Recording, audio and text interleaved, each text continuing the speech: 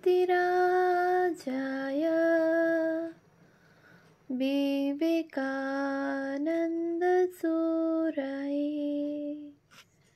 सच्चित्सुखस्वरूपाय स्वामिने तापहारिणे। পূজনীয় শ্রী শরৎচন্দ্র চক্রবর্তী মহাশয়ের রচনা স্বামী শিষ্য সংবাদ গ্রন্থ থেকে পাঠ, পৃষ্ঠা সংখ্যা 231, সপ্তদশ পল্লী। সে যাহাই হোক, মহাসমারোহে দিনত্রয় ব্যাপী মহোৎসব কল্লোলে মঠ মুখরিত হইল। নহবতের সুললিত তান তরঙ্গ গঙ্গার পরপারে প্রতিধ্বনিত হইতে লাগিল। ঢাক ঢোলের রুদ্রতালে কলনাদিনী ভাগীরথী নৃত্য করিতে লাগিল। দীয়তাং নিয়তাং ভুজ্যতাম কথা ব্যতীত মঠস্থ সন্ন্যাসীগণের মুখে ওই 3 দিন আর কোনো কথা শুনিতে পাওয়া যায় নাই। যে পূজায় সাক্ষাৎ শ্রী শ্রী মাতা ঠাকুরানী স্বয়ং উপস্থিত, যাহা স্বামীজীর সংকল্পিত, দেহধারী দেবসদৃশ মহাপুরুষগণ যাহার কার্য সম্পাদক, সে পূজা যে অচ্ছিদ্র হইবে তাহাতে আর বিচিত্র কি? দিন ত্রয়ব্যাপী পূজা নির্বিঘ্নে সম্পন্ন হইল। গরিব দুঃখীর ভোজন তৃপ্তি সূচক কলরবে মঠ 3 দিন পরিপূর্ণ হইল। মহাষ্টমীর পূর্বরাত্রে স্বামীজীর জ্বর হইয়াছিল, সেজন্য তিনি পরদিন পূজায় যোগদান করিতে পারেন নাই। কিন্তু সন্ধিক্ষণে উঠিয়া জবা বিল্বদলে মহামায়ার শ্রীচরণ বারুত্রয় পুষ্পাঞ্জলি প্রদান করিয়া স্বীয় কক্ষে প্রত্যাবর্তন করিয়াছিলেন। নবমীর দিন তিনি সুস্থ হইয়াছিলেন এবং শ্রী রামকৃষ্ণদেব নবমী রাত্রে যে সকল গান গাহিতেন তাহার 2-1টি স্বয়ং গাহিয়াও ছিলেন। মঠে সে রাত্রে আনন্দের তুফান বহিয়াছিল। নবমীর দিন পূজা শেষে শ্রী শ্রী মাতা ঠাকুরানীর দ্বারা যজ্ঞ দক্ষিণান্ত করা হইল। যজ্ঞের ফোঁটা ধারণ এবং সংকল্পিত পূজা সমাধা করিয়া স্বামীজীর মুখমণ্ডল দিব্যভাবে পরিপূর্ণ হইয়াছিল। দশমীর দিন সন্ধ্যান্তে মায়ের প্রতিমা গঙ্গাতে বিসর্জন করা হইল এবং তৎপর দিন শ্রী শ্রী মাতা ঠাকুরানীও স্বামীজী প্রমুখ সন্ন্যাসীগণকে আশীর্বাদ করিয়া বাগবাজারে পূর্বাবাসে প্রত্যাগমন করিলেন। দুর্গোৎসবের পর স্বামীজী মঠে শ্রী শ্রী লক্ষ্মী ও শ্রী শ্রী শ্যামা পূজাও প্রতিমা আনাইয়া ওই বৎসর যথাশাস্ত্র নির্বাহিত করেন। ওই পূজাতেও শ্রীযুক্ত ঈশ্বরচন্দ্র ভট্টাচার্য মহাশয় তন্ত্রধারক এবং কৃষ্ণলাল মহারাজ পূজক ছিলেন। শ্যামা পূজান্তে স্বামীজীর জননী মঠে একদিন বলিয়া পাঠান যে বহু পূর্বে স্বামীজীর বাল্যকালে তিনি একসময় মানত করিয়াছিলেন যে একদিন স্বামীজীকে সঙ্গে লইয়া কালীঘাট গিয়া মহামায়ার পূজা দিবেন। উহা পূর্ণ করা নিতান্ত প্রয়োজন। জননীর নির্বন্ধাতিশয়ে স্বামীজী অগ্রহায়ণ মাসের শেষ ভাগে শরীর অসুস্থ হইয়া পড়িলেও একদিন কালীঘাটে গিয়াছিলেন। ওই দিন কালীঘাটে পূজা দিয়া মঠে ফিরিয়া আসিবার সময়ে শিষ্যের সহিত তাহার সাক্ষাৎ হয় এবং কিভাবে তথায় পূজা আদি দেন তাহা শিষ্যকে বলিতে বলিতে মঠে প্রত্যাবর্তন করেন। তাহাই এক্ষণে স্থলে লিপিবদ্ধ হইল। ছেলেবেলায় স্বামীজীর একবার বড় অসুখ হয়। তখন তাহার জননী মানত করেন যে পুত্র আরোগ্য লাভ করিলে কালীঘাটে তাহাকে লইয়া যাইয়া মায়ের বিশেষ পূজা দিবেন এবং শ্রীমন্দিরে তাহাকে গড়াগড়ি দেওয়াইয়া লইয়া আসিবেন। ওই মানতের কথা এতকাল কাহারও মনে ছিল না। ইদানিং স্বামীজীর শরীর অসুস্থ হওয়ায় তাহার গর্ভধারিণীর ওই কথা স্মরণ হয় এবং তাহাকে ওই কথা বলিয়া কালীঘাটে লইয়া যান। কালীঘাটে যাইয়া স্বামীজি কালীগঙ্গায় স্নান করিয়া জননীর আদেশে আর্দ্র বস্ত্রে মায়ের মন্দিরে প্রবেশ করেন এবং মন্দিরের মধ্যে শ্রী শ্রী কালী মাতার পাদপদ্মের সম্মুখে 3 বার গড়াগড়ি দেন। তৎপরে মন্দির হইতে বাহির হইয়া 7 বার মন্দির প্রদক্ষিণ করেন। পরে নাট মন্দিরের পশ্চিম পার্শ্বে অনাবৃত চত্বরে বসিয়া নিজেই হোম করেন। অমিত বলবান তেজস্বী সন্ন্যাসীর সেই যজ্ঞ সম্পাদন দর্শন করিতে মায়ের মন্দিরে সেদিন খুব ভিড় হইয়াছিল। শিষ্যের বন্ধু কালীঘাট নিবাসী শ্রীযুক্ত গিরীন্দ্রনাথ মুখোপাধ্যায়, যিনি শিষ্যের সঙ্গে বহুবার স্বামীজির নিকট যাতায়াত করিয়াছিলেন, ওই যজ্ঞ স্বয়ং দর্শন করিয়াছিলেন।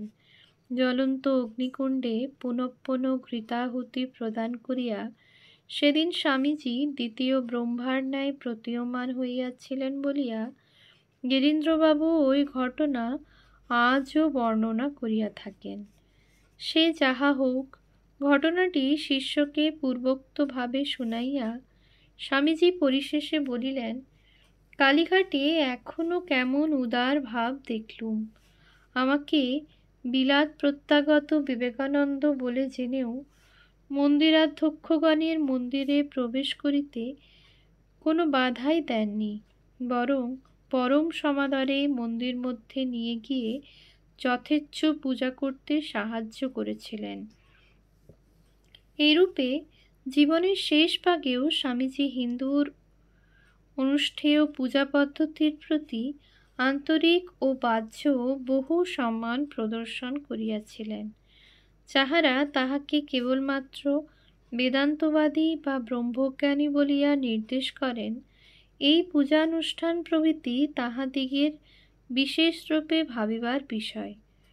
আমি শাস্ত্রমর্যাদা নষ্ট করিতে আসি নাই, পূর্ণ করিতে আসিয়াছি। I have come to fulfill and not to destroy। উক্তিটির সফলতা স্বামীজি ওই রূপে নিজ জীবনে বহুধা পাপ প্রতিপালন করিয়া গিয়াছেন। বেদান্ত কেশরী শ্রী শঙ্করাচার্য বেদান্ত নির্ঘোষে ভুলোক কম্পিত করিয়াও যেমন হিন্দুর দেবদেবীর প্রতি সম্মান প্রদর্শন করিতে ত্রুটি করেন নাই, ভক্তি প্রণোদিত হইয়া নানা স্তব স্তুতি রচনা করিয়াছিলেন, স্বামীজিও তদ্রূপ সত্য ও কর্তব্য বুঝিয়াই পূর্বোক্ত অনুষ্ঠান সকলের দ্বারা হিন্দু ধর্মের প্রতি বহু সম্মান প্রদর্শন করিয়া গিয়াছেন। রূপে গুণে বিদ্যায় বাগ্মিতায় শাস্ত্র ব্যাখ্যায় লোক কল্যাণ কামনায় সাধনায় ও জিতেন্দ্রিয়তায় স্বামীজির তুল্য সর্বজ্ঞ সর্বদর্শী মহাপুরুষ বর্তমান শতাব্দীতে আর কেহই জন্মগ্রহণ করেন নাই। ভারতের ভবিষ্যৎ বংশাবলী ইহা ক্রমে বুঝিতে পারিবে। তাহার সঙ্গ লাভ করিয়া আমরা ধন্য ও মুগ্ধ হইয়াছি বলিয়াই এই শঙ্করোপম মহাপুরুষকে বুঝিবার ও তদাদর্শে জীবন গঠন করিবার জন্য জাতি নির্বিশেষে ভারতের যাবতীয় নরনারীকে আহ্বান করিতেছি। জ্ঞানী শঙ্কর, সহৃদয়তায় বুদ্ধ, ভক্তিতে নারদ, ব্রহ্মতায় শুকদেব, তর্কে বৃহস্পতি, রূপে কামদেব, সাহসে অর্জুন এবং শাস্ত্রজ্ঞানে ব্যাসতুল্য স্বামীজির সম্পূর্ণতা বুঝিবার সময় উপস্থিত হইয়াছে। সর্বতোমুখী প্রতিভাসম্পন্ন শ্রী স্বামীজির জীবনই যে বর্তমান যুগে আদর্শরূপে একমাত্র অবলম্বনীয়, তাহাতে আর সন্দেহ নাই।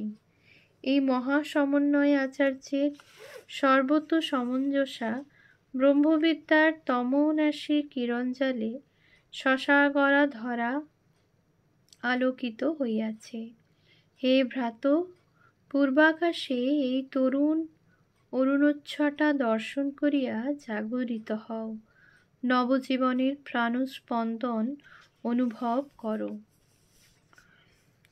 অষ্টাদশপল্লী, স্থান বেলুড় মঠ, বর্ষ 1902 খ্রিস্টাব্দ। বিষয়: ঠাকুরের জন্মোৎসব ভবিষ্যতে কিভাবে হইলে ভালো হয়। শিষ্যকে আশীর্বাদ: যখন এখানে এসেছিস তখন নিশ্চয়ই জ্ঞান লাভ হবে।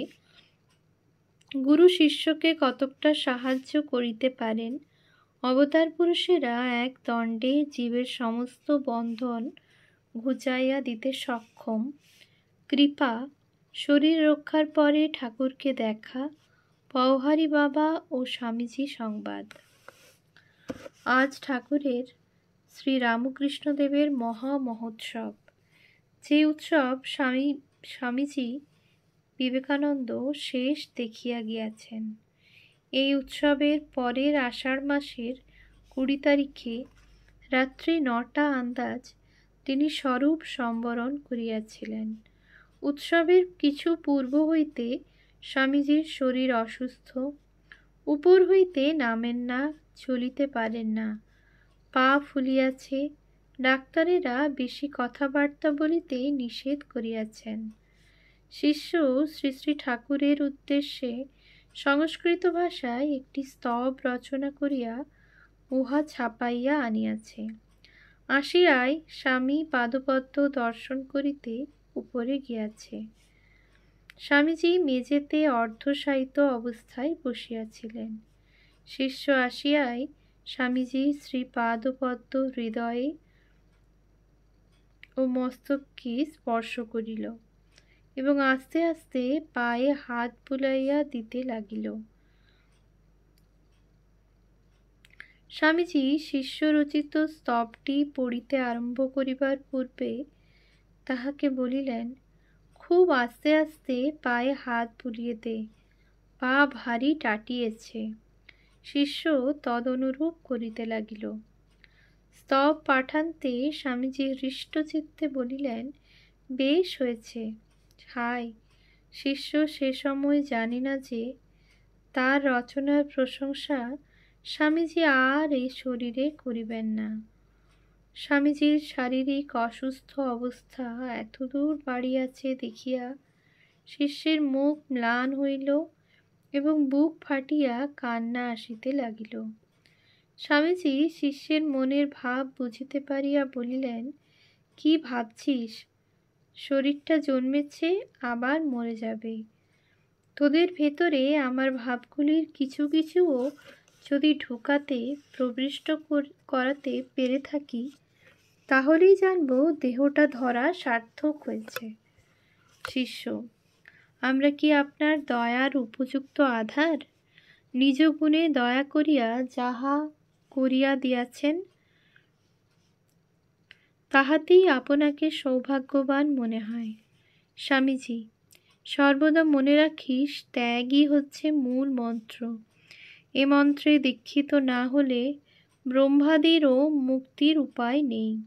শিষ্য: মহাশয়, আপনার শ্রীমুখ হইতে ওই কথা নিত্য শুনিয়া এতদিনেও উহা ধারণা হইল না, সংসার আসক্তি গেল না। ইহা কি কম পরিতাপের কথা? আশ্রিত দীন ও সন্তানকে আশীর্বাদ করুন, যাহাতে শীঘ্র উহা প্রাণে প্রাণে ধারণা হয়। স্বামীজি: ত্যাগ নিশ্চয়ই আসবে, তবে কি জানিস, কালে নাত্মনি বিন্দাতি, সময় না হেলে হয় না। কতকগুলি প্রাক জন্ম সংস্কার কেটে গেলেই ত্যাগ ফুটে বেরোবে। কথাগুলি শুনিয়া শিষ্য অতি কাতরভাবে স্বামীজির পাদ ও পদ্ম ধারণ করিয়া বলিতে লাগিল, মহাশয়, এই দীন দাসকে জন্মে জন্মে পাদ ও পদ্মে আশ্রয় দিন, ইহাই একান্ত প্রার্থনা। আপনার সঙ্গে থাকিলে ব্রহ্মজ্ঞান লাভেও আমার ইচ্ছা হয় না। স্বামীজি উত্তরে কিছুই না বলিয়া অন্যমনস্কা হইয়া কি ভাবিতে লাগিলেন। শিষ্যের মনে হইল তিনি যেন দূর দৃষ্টিচক্রবালে তাহার ভাবী জীবনের ছবি দেখিতে লাগিলেন। কিছুক্ষণ পরে বলিলেন, লোকের গুলতান দেখে কি আর হবে, আজ আমার কাছে থাক। আর নিরঞ্জনকে ডেকে দৌড়ে বসিয়ে দে, কেউ যেন আমার কাছে এসে বিরক্ত না করে। শিষ্য দৌড়িয়া গিয়া স্বামী নিরঞ্জনানন্দকে স্বামীজির আদেশ জানাইল। স্বামী নিরঞ্জনানন্দ সকল কার্য উপেক্ষা করিয়া মাথায় পাগড়ি বাঁধিয়া ও হাতে লাঠি লইয়া স্বামীজির ঘরের দরজার সম্মুখে আসিয়া বসিলেন। ওম শান্তি শান্তি শান্তিঃ। হরিঃ ওম তৎসৎ। শ্রীরামকৃষ্ণার্পণমস্তু।